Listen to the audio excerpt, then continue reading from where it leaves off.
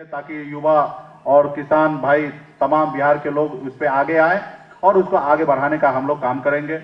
उसी तरीके से मुर्गी फार्म है या अपना भेड़ बकरी का है, तो इस सब चीज पे हम लोग काम करेंगे, बड़े पैमाने पे करेंगे।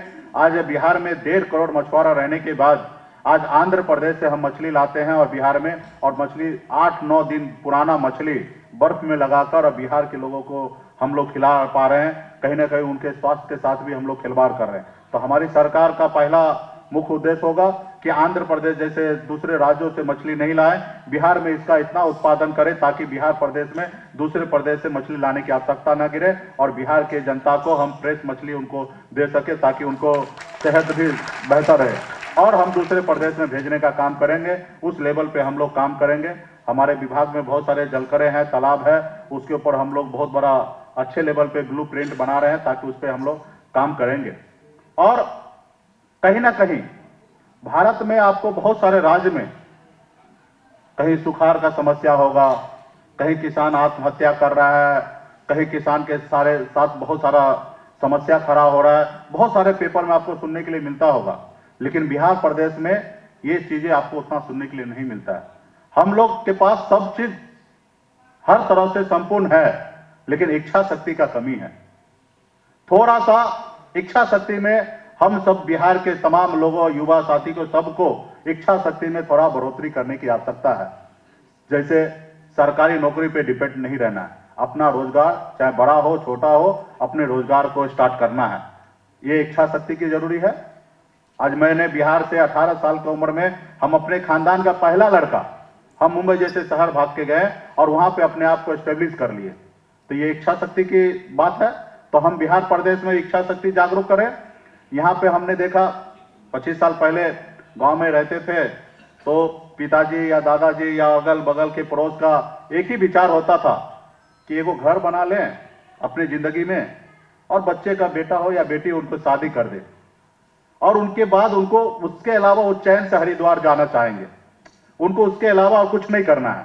लेकिन मुंबई जैसे शहर जाइए, दिल्ली जैसे शहर जाइए, और जो समाज में विकसित है, समझदार है, वो समाज में जाइए, 90 साल के 80 साल के बाद भी वो काम करते हैं।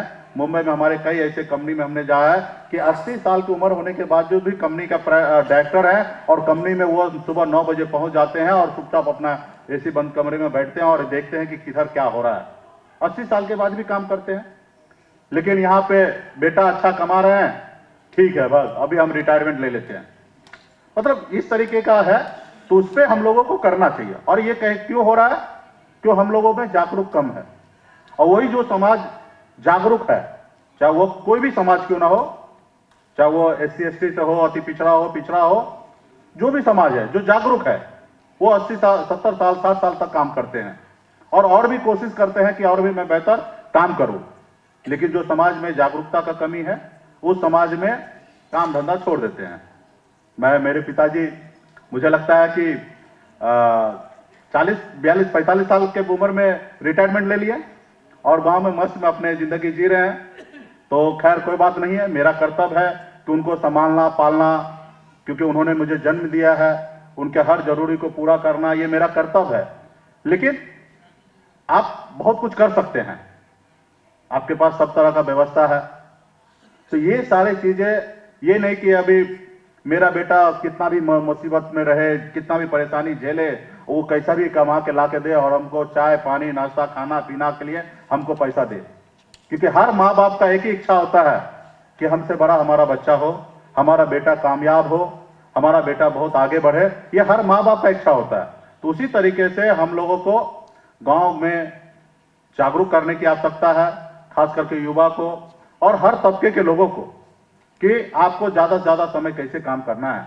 आज मुंबई में हम लोग 24 घंटा काम करते थे, एक ही फैक्ट्री को 24 घंटा चलाते थे, 3-3 शिफ्ट में, क्योंकि वो फैक्ट्री का रेंट तो एक दिन चलाइए या 365 दिन चलाइए या 24 घंटा चलाइए, उसका भाड़ा तो किराया उतना ही लगना है जितना उनका लगना चाहिए। और उसी में अगर 3 शिफ्ट में आप काम करते हैं तो आपका पैसा बचता है। आप जहां 1 लाख स्क्वायर फीट का ऑफिस रखे हैं, वहां पे 30,000 स्क्वायर फीट का भी ऑफिस रखिएगा, लेकिन 3 टाइम में काम कीजिएगा तो 1 लाख का बराबर हो जाएगा, तो पैसा वहां पे सेविंग होगा। तो उसी तरीके से हम लोगों को एक बड़ा विचार से सोचना है और आने वाले समय में हम अपने विभाग के जरिए लोगों तक बात को, मैसेज को पहुंचाएंगे और बिहार में रोजगार हम लोग सृजित करेंगे। और हमारे माननीय प्रधानमंत्री नरेंद्र मोदी जी और हमारे बिहार के मुख्यमंत्री माननीय मुख्यमंत्री नीतीश जी का भी विजन यही है कि बिहार को हम लोग आगे बढ़ाएं। ये तो मानते हैं कि 15 साल पहले जो बिहार था वो आज बिहार नहीं है, और मैं आप लोगों के बीच में दावा के साथ कहता हूं जो आज बिहार है वो आने वाले 5 साल या 10 साल में आपको ये नहीं दिखेगा। इससे हम लोगों का दायित्व है कि आगे लेके जाना। और निश्चित तौर पे हम लोग माननीय प्रधानमंत्री जी का बहुत सारा स्कीम चल रहा है, उसको बिहार में लॉन्च करेंगे। माननीय मुख्यमंत्री जी भी बहुत क्लियर है कि हमें बिहार में क्या विकास में जिस तरीके से 15 साल से वो काम करते आ रहे हैं बिहार के विकास के लिए, और आने वाले समय में भी उनके नेतृत्व में हम लोग बहुत काम करेंगे।